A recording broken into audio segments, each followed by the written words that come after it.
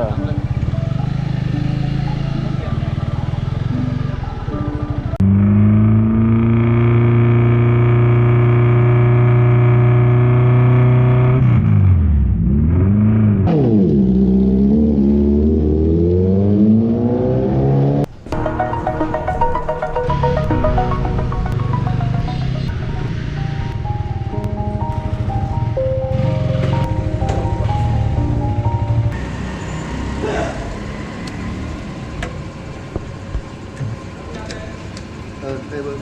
Rồi bơm cháu 95 đầy rồi ạ.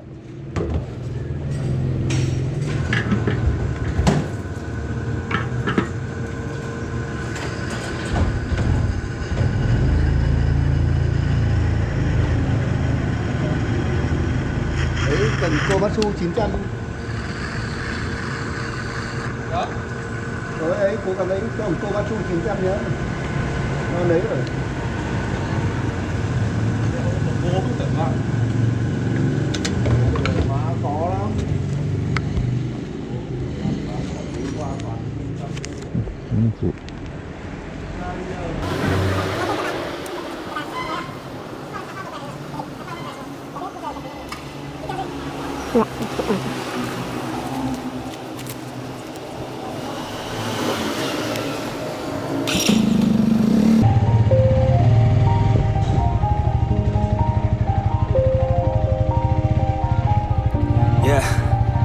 Everybody knows that I'm breaking down. Everybody knows I ain't faking now.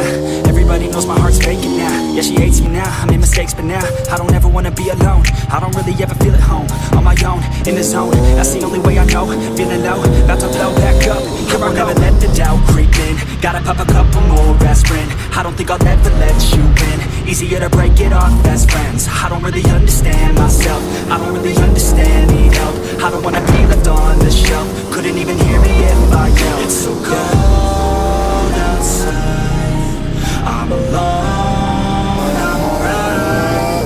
It's so cold outside, I'm alone, I'm alright.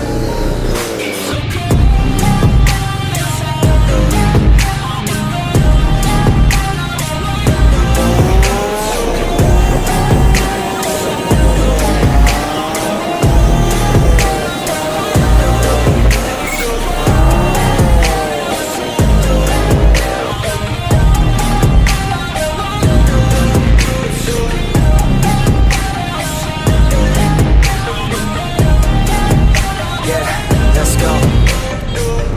break down. Always feel like I could break now, but I never let it take me to that place now. I won't ever let my thoughts get away now. I got better things to do, thinking fake now. I just wanna be the best, call me great now.